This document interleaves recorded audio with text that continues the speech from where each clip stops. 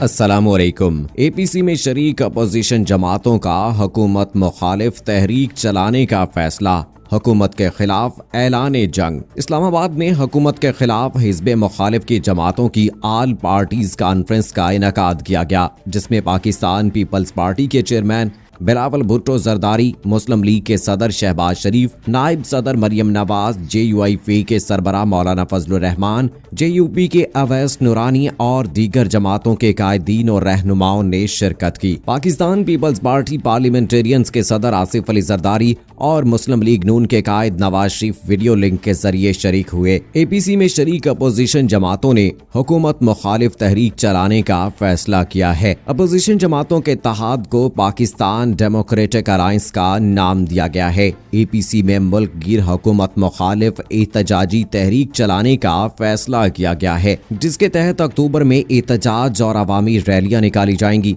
जिसमें तमाम अपोजिशन जमातें शरीक होंगी। मुल्क में आजाद शफाफ नए इंतखाबात का मुतालबा किया जाएगा। दिसंबर में हुकूमत मुखालिफ एहतजाज किया जाएगा और जनवरी 2021 में इस्लामाबाद की तरफ लॉन्ग मार्च किया जाएगा। जराये के मुताबिक हुकूमत को सिर्फ जनवरी तक वक्त दिया जाएगा। नए इंतखाबात ना कराने पर धरना या मार्च शुरू किया जाएगा। इस दौरान असम्बलियों से मुस्ताफी होना भी ऑप्शंस में शामिल होगा। नवाज शरीफ ने एराज के लिए लंदन रवानगी के बाद पहली मर्तबा बाज़ाब्ता किसी सियासी सरगर्मी में हिस्सा लेने वाले नवाज शरीफ ने कहा कि इख्तियार चंद लोगों को दे देना बददियानती है। इलेक्शन के नताइज में तब्दीली ना होती तो बैसाखियों पर खड़ी हुकूमत वजूद में ना आती। दुख की बात है मामला रियासत से ऊपर तक पहुंच चुका है। मुल्क में हर डिक्टेटर ने औसत 9 साल हुकूमत की आइन पर अमल करने वाले कटहरे में खड़े हैं। लंदन से APC में बजरिया वीडियो लिंक शरीक होने वाले लीगी कायद मियां नवाज शरीफ ने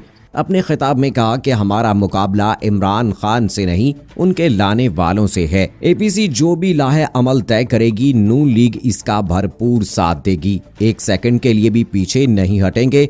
रिवायत से हटकर हकीकी तब्दीली के लिए लाहे अमल तय करेंगे। नवाज शरीफ ने हुकूमत की खारजा पॉलिसी को तनकीद का निशाना बनाते हुए कहा कि पाकिस्तान को दीगर ममालिक के साथ मिलकर OIC को मजबूत करना चाहते हैं। खारजा पॉलिसी को बच्चों का खेल बनाकर रख दिया गया है। सोचना चाहिए क्यों हमारे करीबी ममालिक हम पर एतमाद करना छोड़ गए हैं। शाह महमूद कुरैशी ने किस मंसूबे के तहत बयान दिए जिससे सऊदी अरब नाराज हुआ। भारत ने कठपुतली हुकूमत देखकर कश्मीर को अपना हिस्सा बना लिया और हम एहतजाज भी ना कर सके। हिज़्ब इख्तिलाफ की सियासी जमातों पर मुश्तमिल नए सियासी इत्तेहाद को पाकिस्तान मुस्लिम लीग नून ने पाकिस्तान डेमोक्रेटिक मूवमेंट का नाम देने की तजवीज़ पेश कर दी है। अपोजिशन जमातों की आल पार्टीज कॉन्फ्रेंस में मुल्क की 11 सियासी जमातों ने शिरकत की है।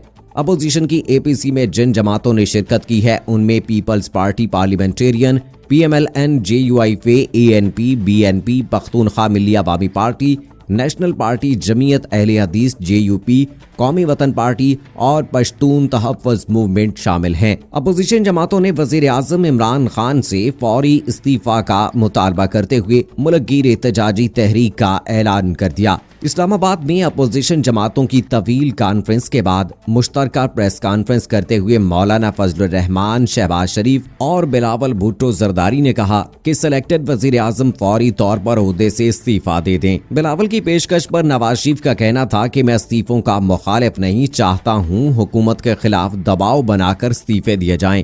आप इन इस्तीफों को मौलाना फजलुर रहमान को दे दें, मैं अपनी पार्टी के इस्तीफे बिलावल को देता हूँ। जराये के मुताबिक नवाज शरीफ ने यह भी कहा कि आप अपने इस्तीफे मुझे और मैं अपने इस्तीफे आपको देता हूं, फिर आप दोनों के इस्तीफे मौलाना फजलुर रहमान को दे दें। जराये ने बताया कि जमीयत उलमा इस्लाम के सरबराह मौलाना फजलुर रहमान इस्तीफों के बारे में पार्टी रहनुमाओं से बहस करते रहे। आसिफ जरदारी ने एक मौके पर कहा कि मौलाना, मैं आपसे 3 साल बड़ा हूँ, छोटों से बात मनवाना जानता हूँ।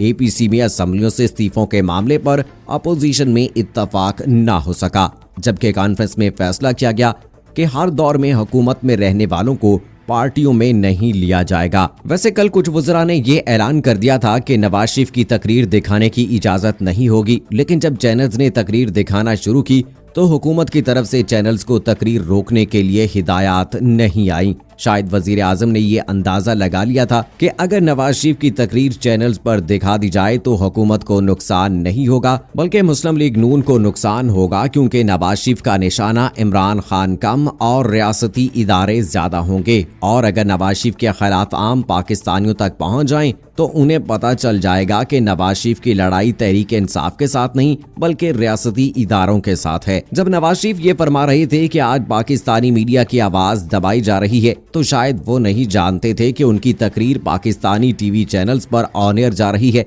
लिहाजा अगर हुकूमत की तरफ से ये तकरीर दिखाने वाले टीवी चैनल्स के खिलाफ कार्रवाई नहीं होती तो फिर हुकूमत को ये क्रेडिट देना चाहिए कि उसने नवाज शरीफ और आसिफ जरदारी दोनों की तकारीर पर पाबंदी ना लगाकर एक तरफ दुनिया को बताया कि पाकिस्तान में मीडिया पर इतनी पाबंदियां नहीं जितना शोर मचाया जाता है, और दूसरी तरफ इस तकरीर से बिलावास्ता फायदा भी उठाने की कोशिश होगी। नवाज शरीफ की तकरीर का मतलब तो ऐलान जंग था और इस जंग में शहबाज शरीफ और मरियम नवाज भी नवाज शरीफ के संग संग थे। जब नवाज शरीफ की तकरीर खत्म हुई तो लीगी रहनुमा एक दूसरे से पूछने लगे कि ये तकरीर किसने लिखी है। एपीसी हॉल के अंदर से बाहर मौजूद साथियों को पूछा जा रहा था कि अब क्या होगा। जब उन्हें बताया गया कि ये तकरीर सब टीवी चैनल्स ने दिखा दी तो एपीसी के शुरा को यकीन नहीं आया। नवाज शरीफ की तकरीर वजीर आजम इमरान खान की मर्जी से दिखाई गई।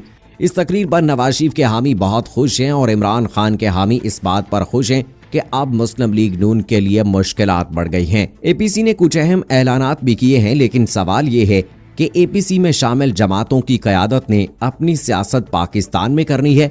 क्या नवाज शरीफ की धुआंधार तकरीर के बाद पाकिस्तान में मौजूद अपोजिशन की क़यादत हुकूमत पर वो दबाव डालने में कामयाब हो सकेगी जिसका ऐलान एपीसी के फैसलों में किया गया? एपीसी में शामिल जमातों का सबसे बड़ा इम्तिहान आने वाले दिनों में अपना इत्तेहाद बरकरार रखना और उसे मजीद वसी करना है। अगर अपोजिशन इस इम्तिहान में कामयाब रही तो हुकूमत पर दबाव बढ़ जाएगा, लेकिन अगर अपोजिशन का इत्तेहाद कायम ना रहा तो फायदा इमरान खान उठाएंगे और इस फायदे की वजह नवाज शरीफ की वो तकरीर होगी जिस पर पाबंदी नहीं लगाई गई। लेकिन आखिर में एक वजाहत जरूरी है कि ये जो बुनियाने, जुराबें, टाइयां और निकरे भी नहीं छोड़ते उनके हवाले मुल्क करना, बाकी आपकी मर्जी, बार बार लुटें जितनी बार लुटें। क्योंकि दोस्तों हमने पहले देख लिया है कि जिस तरह से नवाज शरीफ कह रहे थे कि 35 साल से मुल्क के अंदर कानून नाम की कोई चीज नहीं है, तो जनाब उनको ये बात याद होनी चाहिए कि 15 साल तो वो खुद हुकूमत करके गए हैं, पंजाब हो या वफाक हो। तो ऐसे में बाकी तमाम पार्टीज को या पाकिस्तान तहरीक इंसाफ और इमरान खान को मुर्दे इल्जाम ठहराना कहाँ का इंसाफ है?